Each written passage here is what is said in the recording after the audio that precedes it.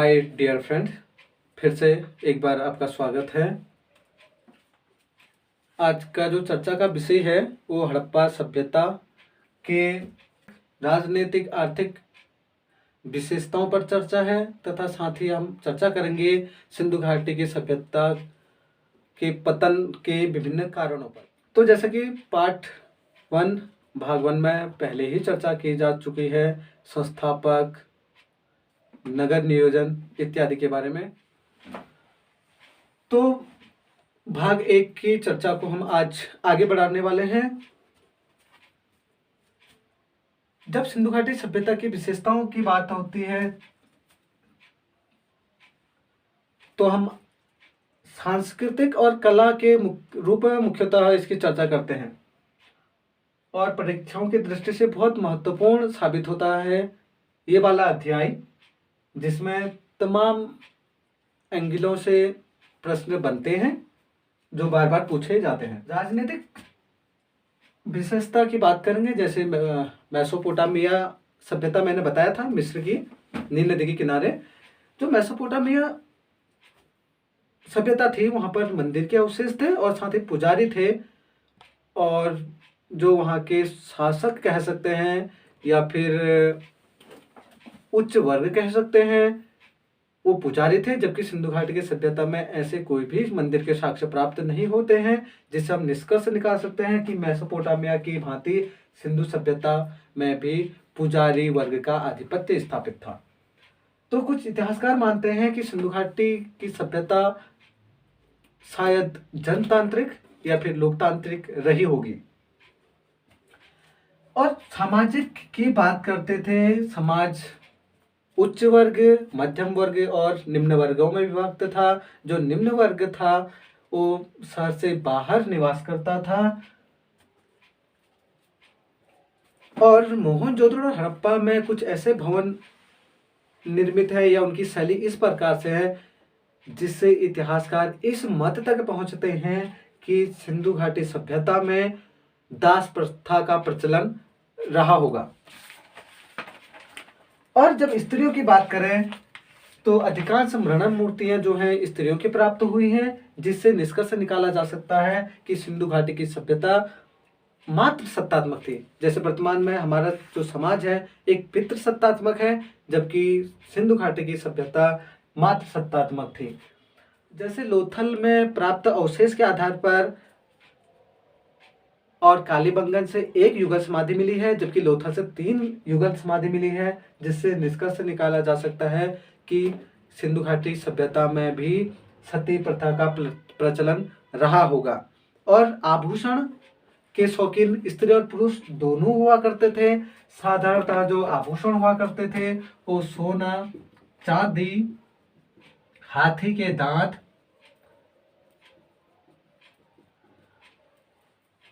और मणियों से निर्मित हुआ करते थे। और नौशेरा ऐसा स्थल है जहाँ से जो मृण मूर्तियां हैं स्त्रियों की, जिसमें मांग भी भरा गया है। और चन्हू से लिपस्टिक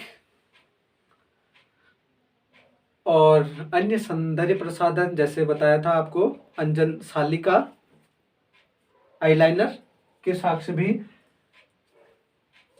प्राप्त होना एक स्त्रियों की उन्नत स्थिति को दर्शाता है। जब आर्थिक जीवन की बात करेंगे, जो सिंधु घाटी की सभ्यता थी वो कृषि आधारित थी। कृषि में जौ, धान, मटर, सरसों इत्यादि अनेक फसलों का उत्पादन किया जाता था, जबकि सिंधु घाटी की सभ्यता के लोग गन्ना से बिल्कुल ही अपरिचित थे। तो ये कई बार आयोग द्वारा पूछा गया है ये प्रश्न कि सिंधु घाटी की सभ्यता के लोग किस फसल से अपरिचित थे, जिसमें गन्ना भी ऑप्शन दिया गया है। तो इसका सही उत्तर होगा सिंधु घाटी की सभ्यता के लोग गन्ना से अपरिचित थे। और पशुपालन क्या करते थे? गाय, भैंस, बकरी, बैल, बारहसिंगा, भेड़ इत्यादि के साक्ष्य पाए जाना ये बताता है कि सिंधु घाटी की सभ्यता के लोग इन तमाम पशुओं से परिचित थे तथा इनमें अधिकांश पशुओं को पाला भी जाता था। और शिल्प उद्योग की बात करेंगे, जो व्यापार है या फिर उद्योग है, कई स्थल ऐसे हैं लोथल जिनमें प्रमुख है। यहाँ पर नाव बनाने का साक्ष्य मिले हैं, कि कहने का मतलब यह है कि यहाँ पर नाव बनाने का कार्य हुआ करता था। मिट्टी के बर्तन भी बनाए जाते थे, कांसा हो गया, तांबा हो गया इत्यादि इसके प्रमुख धातु थे उद्योग हेतु। व्यापार के लिए वस्तु विनिमय पद्धति अपनाई जाती थी और सिक्के से बिल्कुल ही अपरिचित थे। कई बार प्रश्न ये भी बनना है कि सिक्कों का प्रचलन था या नहीं था, तो सही उत्तर होगा सिक्कों का प्रचलन व्यापार हेतु नहीं किया जाता था, जबकि व्यापार हेतु जो पद्धति थी वो थी वस्तु विनिमय। वस्तु विनिमय का अर्थ है कि वस्तु के बदले वस्तु, वस्तु विनिमय अर्थात वस्तु का बदले वस्तु। अगर इनके पास अनाज है तो अन्य जिन लोगों के पास धातु नहीं है उनसे ये लोग धातु ले लेंगे, या फिर जिनको धातु की जरूरत है धातु ले लेंगे और जिन्हें अनाज की जरूरत है उन्हें अनाज दे देंगे। इस पद्धति को बोला जाता है वस्तु विनिमय पद्धति। और इसका जो संबंध था वो अफगानिस्तान, ईरान, फारस की खाड़ी से लगे हुए अन्य देश, यहाँ से भी व्यापारिक संबंध थे। और जो मेसोपोटामिया लेख से जो शब्द मिले हैं, जिन आधार पर कहा जा सकता है कि सिंधु घाटी की सभ्यता का जो व्यापारिक संबंध था वो मेसोपोटामिया से भी था। जो प्रयुक्त शब्द है मेलुहा, जो शब्द है उस लेख में उसका जो अर्थ निकाला जाता है सिंधु घाटी से निकाला जाता है, जबकि जो प्रयुक्त नाम है ढिलमुन वो बहरीन की ओर संकेत करता है, जबकि जो मगन क्षेत्र है ये ओमान को दर्शाता है। कहने का तात्पर्य यह है कि जो सिंधु घाटी सभ्यता के लोग थे उनके व्यापारिक संबंध मेसोपोटामिया तक थे, अर्थात मिस्र तक थे। अब हम बातचीत करते हैं कला की।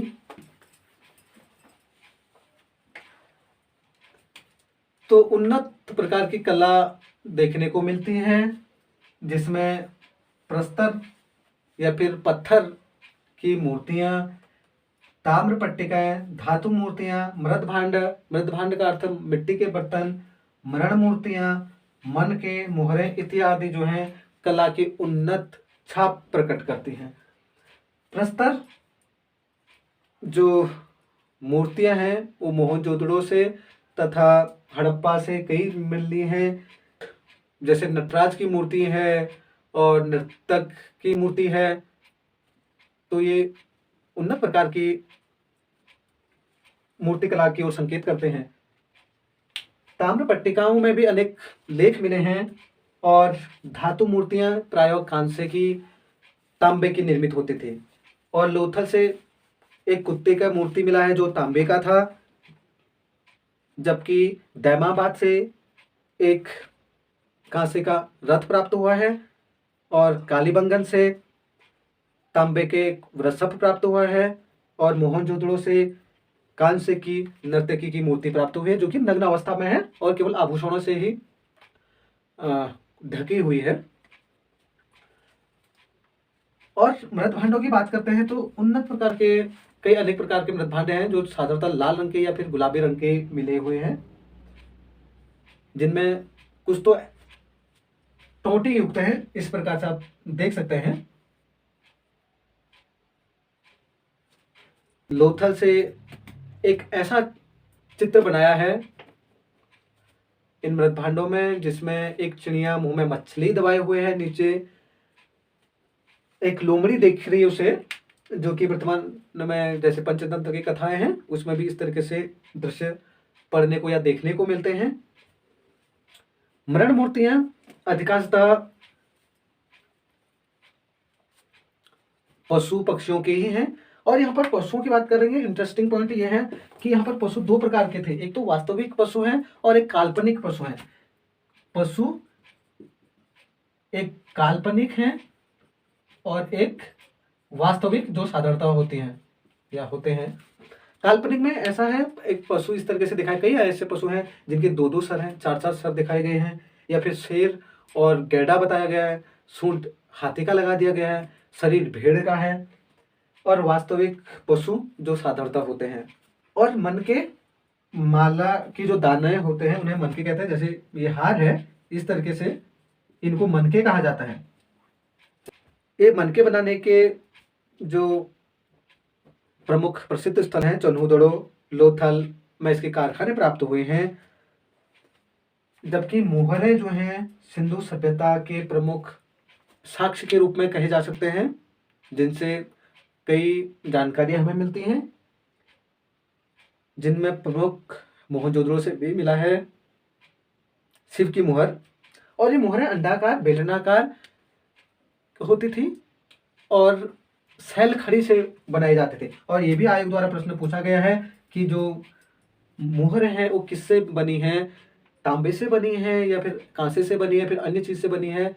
तो इसका उत्तर है सैल खड़ी से मिलकर बनी है। तो अब बातचीत करते हैं धार्मिक जीवन की। धार्मिक जीवन के दो पक्ष होते हैं, एक होता है क्रिया पक्ष और एक होता है सैद्धांतिक पक्ष या सिद्धांत की बात, जिसमें पूजा पाठ कर्म कांडों का प्रयोग होता है, वो क्रिया पक्ष कहलाता है।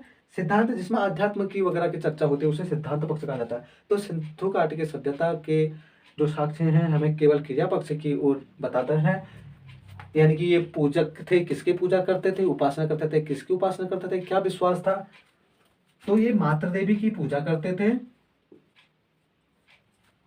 मातृ देवी की जो मूर्ति हुई है ये सर्वप्रधान देवी है, सबसे श्रेष्ठ देवी कहा जा सकता है जिसे। और हड़प्पा में एक ऐसी मुहर मिली है जिसमें एक स्त्री के गर्भ से पौधा निकलता हुआ दर्शाया गया है। जबकि इसी सिक्के के दूसरे पट में, दूसरे पहलू में एक स्त्री घुटने टेके हुए है, जबकि उसी के बगल में एक हास्य लेकर पुरुष खड़ा है।